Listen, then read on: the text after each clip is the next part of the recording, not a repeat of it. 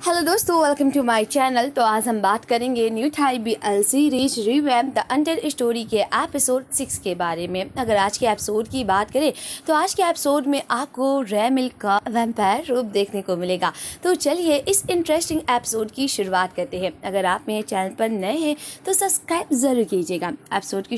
Episode की शुरुआत में दिखाया जाता है रेमिल गेस्ट से मिलता रहता है, तभी वहाँ पर पुन आता है और रेमिल को पकड़ कर लेकर चला जाता है। ये देखकर सीआर को बहुत गुस्सा आता है, पर दूसरे वैम्पायर्स उसे रोक लेते हैं। दूसरी तरफ रेमिल कहता है, तुम मुझे कहाँ लेकर जा रहे हो पुन? पुन कहता है कि तुम खतरे में हो, पता है हंटर्स की सारी टीम तुम लोगों को मारने के लिए आ रही है और इसीलिए मैं तुम्हें यहाँ से बाहर लेकर जा रहा हूँ। प्लीज़ मेरी बातों पर यकीन करो मिस्टर रेमिल और मेरा पीछा करो। ये देख कर रेमिल कहता है कि ये मेरा राज्य है और मुझे अपने लोगों को बचाने चाहिए, मैं यहाँ से नहीं जाऊँगा। और तभी पुन रेमिल को अचानक किस करता है और कहता है कि अगर तुम मेरे साथ आओगे तो मैं तुम्हें उस दिन का जवाब दूंगा। और तभी रेमिल कहता है अगर तुम मुझे फिर से किस करने दोगे तो मैं तुम्हारे साथ चलूँगा। और तभी पुन कहता है आई प्रॉमिस। और जब वो दोनों जाने लगते हैं तभी उन्हें बीच में काफ़ी सारे हंटर्स मिल जाते हैं जो रेमिल पर हमला करने की कोशिश करते हैं। और तभी पुन कहता है कि तुम्हारे सेरेमनी के बारे में हंटर्स को पता चल चुका है, वो यहाँ पे जल्द ही हमला करने वाले हैं और मैं तुम्हें मरने नहीं दे सकता हूँ। तभी सारे वैम्पायर्स आ जाते हैं। दूसरी तरफ दिखाया जाता है किस तरह जेट अपने सारे हंटर्स टीम को बताता है कि तुम लोगों की एक टीम को एलिस डायरेक्ट करेगी, दूसरी टीम को कैस्टर और पॉल करेंगे। और दूसरी तरफ दिखाया जाता है किस तरह दोनों ट्विंस में एक ऐसा स्प्रे बनाया रहता है, अगर वैम्पायर्स उसको महकते भी तो उन्हें इंसानी महक नहीं आती है। ये सुनकर उसका दूसरा भाई पॉल कहता है कि तुम इस पर क्या फ्रेग्रेंस मार रहे हो? तो वो कहता है क्यों पता है मैंने एक नया फार्मूला बनाया है, वैम्पायर्स की नाक चाहे जितनी भी तेज होगी पर वो इंसानी खुशबू नहीं महक सकतेंगे। वहीं दूसरी तरफ दिखाया जाता है इस तरह पुन बैठा रहता है और गुलाब की पंखुड़ियों को देखता रहता है। और तभी जैसे ही उसे एलिस का मैसेज मिलता है वो तुरंत उसको बचाने के लिए आ जाता है। और जब रेमिल पार्टी में शामिल होता है और तभी जेट कहता है सभी लोग अपने ऑर्डर्स का वेट करो और जैसे ही मैं ऑर्डर दूंगा सभी लोग वहाँ पर पहुँच जाना। और जैसे पार्टी के बीच में पुन आता है रेमिल को लेने जाने लगता है। ये देखकर पॉल और कास्टर को बहुत गुस्सा आता है। जेट एलिस को गुस्से की नज़र से देखता है कि तुम्हारी वजह से पूरा प्लान फेल हो जाएगा, पर पॉल और कास्टर पार्टी के बीचों बीच हमला करने लगते हैं। ये देखकर मैकिन काफ़ी लोगों को बचाता है, पर मैकिन की हीलिंग पावर काफ़ी ज़्यादा खत्म हो जाती है। सियार्स को बचाने के लिए कहीं लेकर जाता रहता है। इन लोगों को तो पता ही नहीं रहता कि इन लोगों पर इतना बड़ा हमला होने वाला है। और तभी पॉल कहता है ये तुम लोगों ने जो मेरे घर पर हमला किया था उसके लिए। और तभी सियार काफ़ी कोशिश करता है, पर इस बार सियार की भी ताकत काफ़ी ज़्यादा ख़त्म हो जाती है। दूसरी तरफ मैकिन बचता है और कहता है तुम सियार और मैकिन एक दूसरे का वेट करो और मैं आगे का देख लूँगा। दूसरी तरफ दिखाया जाता है कि रेमिल और पुन जाते रहते हैं और तभी रेमिल पुन रोकता है और कहता है मत जाओ कहीं, मैं नहीं चाहता कि तुम्हें वो लोग कुछ करें। और तभी रेमिल कहता है क्या मैं अपनी पावर का यूज़ कर सकता हूँ? पुन कहता है हाँ जाओ। और तभी रेमिल उन लोगों के माइंड से खेलता है और उन लोगों को घर भेज देता है और अपना चोट को भी हील कर देता है। और तभी रेमिल पुन के पास आकर कहता है कि मैंने उनसे कह दिया कि वो लोग बंदूक नीचे कर दें और वापस घर चले जाएं, मैंने उन लोगों को चोट नहीं पहुँचाया पुन। और तभी रेमिल और पुन जाने लगते हैं। और तभी पुन कहता है कि तुम वहाँ नहीं जा सकते हो। रेमिल कहते हैं वो हमारे लोग हैं और मैं उन लोगों को नहीं छोड़ सकता हूँ। वो क्यों मुझसे इतना ज़्यादा जलता है? जेट को क्या मुझसे कोई प्रॉब्लम है? और तभी पुन कहता है जेट तब तक तुम्हें नहीं मार डालेगा तब तक उसका मिशन सक्सेसफुल नहीं होगा। और तभी रेमिल कहता है तुम यहाँ पर वेट करो और मैं जल्द से जल्द वापस आऊँगा। पुन कहता है मैं तुम्हें अकेले नहीं जाने दे सकता हूँ, मैं भी तुम्हारे साथ जाऊँगा। वहीं दूसरी तरफ दिखाया जाता है कि मैथिस अकेले लड़ाई करता रहता है। तभी वहाँ पर एलिस और जेट आ जाते हैं और मैथिस के ऊपर बंदूक तान देता है जेट और कहता है जाकर अपने मास्टर को बुलाओ और तुम्हारी स्पीड तुम्हारे मास्टर के बराबर नहीं है। ये सुनकर मैथिस कहता है ओह मिस्टर जेट, आपने अपना फाइनली मखौटा उतार ही दिया, तभी तो मैं सोचूं कि मेरे पेंटिंग के बारे में तो इतना ज़्यादा छानबीन क्यों कर रहे थे। और तभी वो कहता है पता है मुझे तुमसे बात नहीं करनी है। मैथिस कहता है आखिर तुम्हें क्या चाहिए, तुम इतने वैम्पायर्स को क्यों मार रहे हो, क्या तुम्हें कुछ चाहिए हम लोगों को बता दो। पर जेट कहता है मुझे तुमसे नहीं बात करनी है, मुझे रेमिल से बात करनी है। तभी रेमिल कहता है मैंने तो कभी कोई प्रॉब्लम भी नहीं किया है, क्यों तुम वैम्पायर्स को मार रहे हो। और तभी जेट कहता है ओह हीरो बनने की एक्टिंग मत करो, पता है तुम्हारे हार्ट खून से रंगे हुए हैं। पता है तुमने कितने सारे इंसानों का खून पिया है, तुम एक वैम्पायर हो। ये सुनकर मैथ्यूस कहता है इंसान भी कम नहीं है, वो भी तो जानवरों को मारते हैं ना। ये सुनकर जेड कहता है ओह बटलर तू मुंह बंद ही करना हम। और तभी दूसरी तरफ रेमिल को जब जेड हमला करने की कोशिश करता है तो पुन कहता है कि मुझे लगता है कि तुम्हें गलत फहमी हुई है। ये सुनकर जेड कहता है क्या, तुमने ही तो बताया था ना कि उस रात तुमने एक लाल तावीज़ देखे थे। ये सुनकर पुन कहता है शायद मुझे गलत फहमी हो सकती है क्योंकि रेमिल कभी ऐसा कर ही नहीं सकता है और हम दोनों उस वक्त बहुत बच्चे थे, तो क्या पता रेमिल ने ये सब किया ही ना हो। ये सुनकर जेड कहता है तुम्हें तो गलत फहमी हो सकती है पर मुझे कभी भी नहीं हो सकती है। और तभी रेमिल पुन आ जाता है और तभी जेड कहता है अगर तुम नहीं हटोगे तो मैं तुम्हें भी मार डालूंगा। पता है आज तुम अगर हम लोगों का साथ देते तो आज शायद रेमिल हम लोगों के साथ ना रहता, आज इस दुनिया से वो चला जाता है। और तभी पुन कहता है तुम्हें गलत फहमी हुई है और ये 10 साल पुरानी बात है, क्या पता हम लोग उनको जो लगा हो कि रेमिल ने हम लोगों के अनाथालय पर हमला किया है, वैसा कुछ हुआ ही ना होगा। और तभी रेमिल के ऊपर पुन भी हमला करने की कोशिश करता है और तभी पुन कहता है कि प्लीज़ जाने दो, तुम्हें गलत फहमी हुई है। पर जेड बात नहीं मानता है और कहता है कि हट जाओ पुन, नहीं तो मैं तुम्हें भी मार डालूंगा। पर पुन बार बार जेड को समझाता है कि हम उस वक्त बच्चे थे और क्या पता बचपन की यादें धुंधली होंगी। और ये सुनकर जेड कहता है तुमने ही बताया था और अब तुम कह रहे हो कि वो रेमिल नहीं हो सकता है। और तभी जेड कहता है हाँ तो नहीं तो तुम मेरा वक्त की बर्बाद कर रहे हो, तुम्हें क्या लगता है तुम अगर ऐसे कर लोगे तो तुम रेमिल को बचा लोगे, मैं रेमिल को अपने हाथों से मारूंगा। और तभी वो एलिस को हुक्म देता है कि एलिस अपना तीर चलाओ।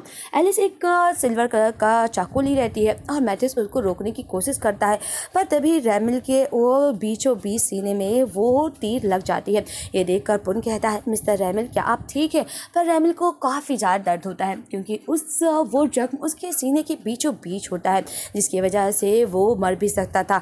और तभी मैथ्यूस कहता है जाकर इसे कुछ छुपा कर लेकर जाओ पुन, मैं कुछ वक्त निकालता हूँ। और तभी मैथ्यूस इन लोगों से लड़ता रहता है। दूसरी तरफ पुन और रेमिल एक कमरे में जाते हैं। रेमिल को काफ़ी ज़्यादा चोट लगी रहती है और तभी पुन आता है रेमिल को बचाने के लिए और रेमिल से कहता है तुम यहाँ बैठे रहो और मैं देख कर आता हूँ। जब पुन बाहर जाता है तो काफ़ी सारे हंटर्स आ जाते हैं और तभी एक तस्वीर दिखता है जिसमें रेमिल की ही ड्राइंग रहती है। ये देखकर पुन और रेमिल उस ड्राइंग में घुस जाते हैं और जब सारे हंटर्स उस कमरे में आते हैं तो उस कमरे में कोई नहीं रहता है और जहाँ पर रेमिल कैद हुआ होता है वहाँ पर पुन और रेमिल चले जाते हैं। और तभी पुन कहता है मिस्टर रेमिल क्या आपको पता है इसके आगे हम लोग कहाँ जाएंगे और क्या क्या करना है?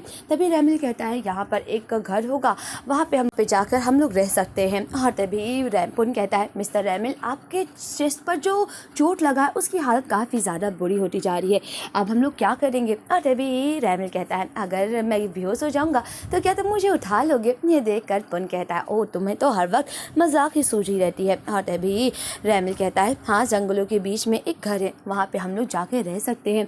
और तभी पुन रेमिल को जंगलों के बीच में उस घर पे लेकर आता है।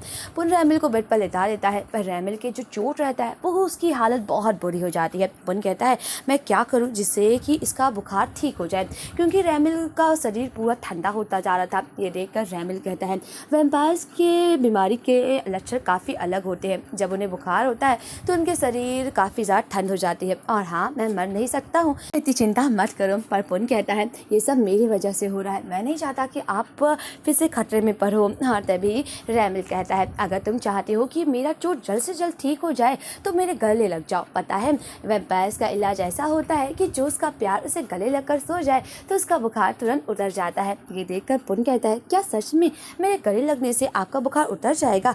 और तभी पुन तुरंत रेमिल को गले लग जाता है और पूरी रात उसके गले लगकर ही सोता रहता है। वहीं दूसरी तरफ जब सुबह होती है पुन जब रेमिल के चोट को देखता है तो उसकी हालत और बुरी हो जाती है।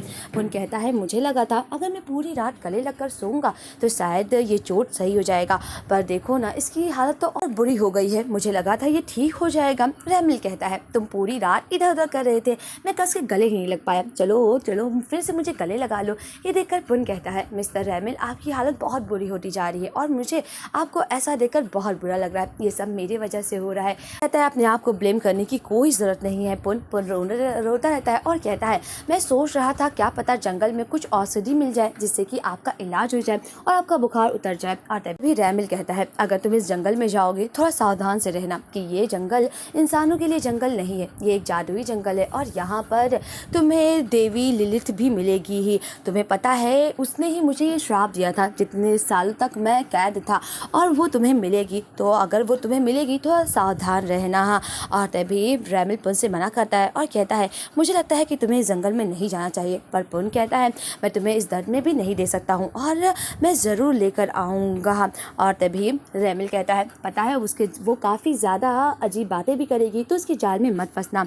वहीं दूसरी तरफ पुन जंगल में आता है और काफ़ी सारी औषधि को ढूंढता है, काफ़ी सारी चीज़ों को देखता है कि कहीं कुछ तो मिल जाए जिससे कि रेमिल का इलाज हो जाए। और जब वो नदी किनारे जाता है तो उसे कुछ पौधे दिखते हैं, और जब पुन उसे तोड़ने लगता है तभी वहाँ पर लिलित आ जाती है और कहती है कि तुम्हें इजाज़त नहीं है जंगल से कुछ भी तोड़ने के लिए।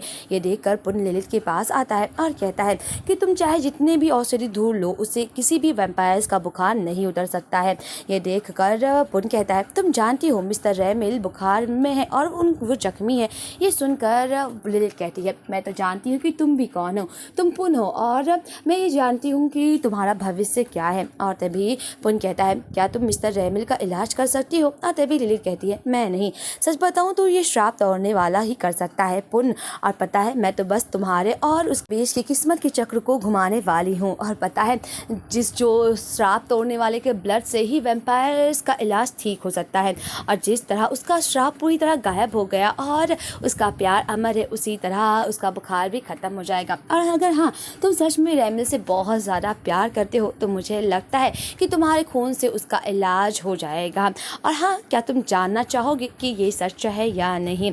और तभी लिलित कहता है पता है मैंने रेमिल को श्राप तोड़ने का कारण क्यों बताया था, क्योंकि मैं जानती थी कि वो कभी भी श्राप नहीं तोड़ सकता है, इसी वजह से मैं उसको तुम्हारे बारे में बताया। मैं ये जानती थी कि रेमिल कभी भी किसी से प्यार नहीं करता और ना कि कभी उसे ज़िंदगी में कोई प्यार मिला है, इसलिए मैंने उसे तुमसे मिलवाया है। और तुमसे वो बहुत ज़्यादा प्यार करता है, पता है रेमिल हद से ज़्यादा तुमसे प्यार करता है।